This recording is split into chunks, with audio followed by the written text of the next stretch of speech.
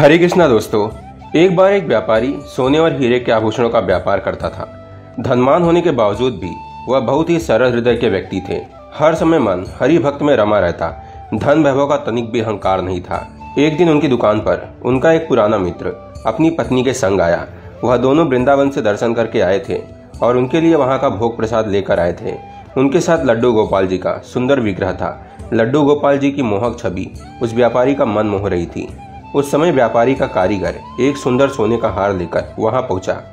उन्होंने वह हार लड्डू गोपाल के गले में धारण करवा दिया और कहने लगे कि लड्डू गोपाल जी के विग्रह पर इस हार की शोभा देखो कैसे बढ़ गई है।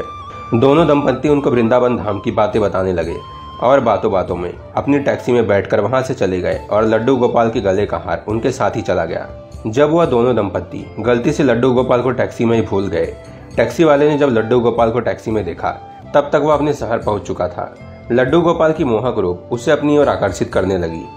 वह टैक्सी वाला भी सोचने लगा कि यह लड्डू गोपाल किसके हैं। मैं तो उस सवारी का पता भी नहीं जानता जो आखिरी बार मेरी टैक्सी में बैठे थे। उसे समझ नहीं आ रहा था कि वह इस लड्डू गोपाल का क्या करे। उसने बड़ी श्रद्धा से लड्डू गोपाल को गोद से उठाया और घर के अंदर पहुंचकर अपनी पत्नी को सौंप दिया। लड्डू गोपाल को पकड़ते ही मानो उसकी पत्नी के मातृत्व के भाव को जागृत हो गए और उसकी आंखों से श्रद्धा के आंसू बहने लगे। वह अपने पति से कहने लगी, मैं बहुत खुश हूँ कि तुम मेरे लिए लड्डू गोपाल का यह सुंदर विग्रह लेकर आए। इसे गोद में लेते ही मानो मेरे ममतामयी भाव जाग गए हैं।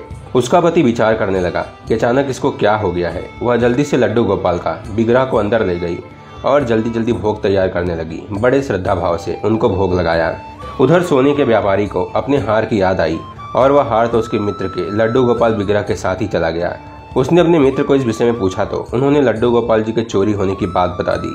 वह कहने लगे कि अपने लड्डू गोपाल जी के चोरी होने के कारण हम दोनों स्वयं बहुत परेशान हैं। अब वह व्यापारी तो सरल स्वभाव था, इसलिए हार न मिलने का दुख तो हुआ, लेकिन संतोष कर लिया कि वह हार लड्डू गोपाल जी ने पहना है। अगर मेरा हृदय सच्चा है तो वह हार ठाकुर जी के गले में ही धारण रहे। उधर टैक्सी ड्राइवर की पत्नी पुत्र की भांति लड्डू गोपाल के विग्रह की पूजा करती और उनके घर पर एक सुंदर बेटी ने जन्म लिया। दोनों का यही मानना था कि लड्डू गोपाल के कारण ही हमें संतान प्राप्ति हुई है। इसलिए टैक्सी ड्राइवर की पत्नी का स्नेह लड्डू गोपाल जी के प्रति और भी गहरा हो गया। एक दिन गहनों के व्यापारी को अपने काम के सिलसिले में दूसरे शहर जाना पड़ा और इतनी तेज बारिश होने लगी कि इन्हें जहां जाना था वहां पहुंच ही नहीं पाए। जिस टैक्सी ड्राइवर की टैक्सी में वो बैठे थे वह कहने लगे कि जब तक बारिश कम नहीं हो जाती आप मेरे घर रुक जाएं।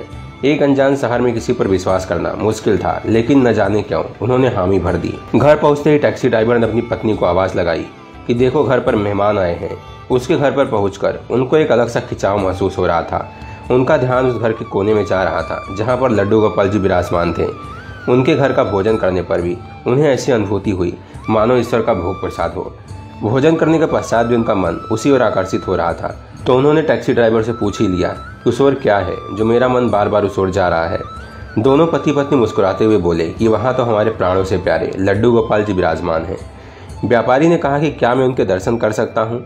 तो लड्डू गोपाल के दर्शन करते ही वह आश्चर्यचकित रह गए, क्योंकि वह तो वही लड्डू गोपाल थे जिनके गले में सोने का हार डाला था। लड्डू गोपाल जी ने अभी भी उस हार को गले में धारण किया हुआ था। उन्होंने टैक्सी ड्राइवर से पूछा कि यह लड्डू गोपाल तुम कहाँ से लाए हो।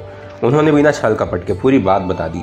दोनों कहने लगे कि इनके आते ही हमारा अच्छा समय शुरू हो गया और हमें संतान प्राप्ति हुई। व्यापारी ने टैक्सी ड्राइवर से पूछा कि क्या तुम्हें पता है इनके गले में जो हार है उसकी कीमत क्या है। वह बहुत सरल भाव से बोले कि जो चीज हमारे ठाकुर जी के अंग लग गई वह तो हमारे लिए बहुमूल्य है। इसका उत्तर सुनते ही व्यापारी चुप हो गया और इस बात से संतुष्ट हो गया कि ठाकुर जी से अंग लगाया है। बारिश बंद होने के पश्चात टैक्सी ड्राइवर गंतव्य स्थान पर छोड़ने गया और जब वो उतरने लगे तो टैक्सी ड्राइवर ने उनको आवाज लगाई कि आपका बैग टैक्सी में ही रह गया है, इसे भी लेते चाहिए। वह कहने लगे कि मैंने तो टैक्सी में कोई बैग नहीं रखा। टैक्सी ड्राइवर कहने लगा कि नहीं, यह बैग आपका ही है। जब उन्होंने बैग खोलकर देखा तो उसमें उतने ही रुपए थे जितना उस हार का मूल्य था। यह देखकर उनकी आंखों में आंसू आ गए कि जब मैंने हार का मूल्य नहीं पूछा था पर निश्चल भाव से ठाकुर जी को धारण करवाया था, तब तक ठाकुर जी इस हार को पहने रहे। जैसे ही मैंने इनका मूल्य पूछा, मेरे अहंकार दूर करने के लिए इसका मूल्य चुका दिया। वह मन ही मन ठाकुर जी से क्षमा मांगने लगे और टैक्सी ड्राइवर की आस्था बनी रहे और चुपचाप वहां से बिना कुछ बताए चले गए। भगवान तो भाव के भूखे हैं, वह तो सच्ची भक्ति पर रीझ जाते हैं। दूसरे वह क्या खेल खेलता है और उसे किसकी सेवा लेनी है वह यह भी जानता है। वृंदावन से ठाकुर जी को कौन लाया और ठाकुर जी कैसे अपने आप उस टैक्सी ड्राइवर के घर पहुंच गए, यह सब उसकी लीला है। इसलिए ईश्वर की भक्ति शुद्ध हृदय से करनी चाहिए। हरे कृष्णा, राधे राधे।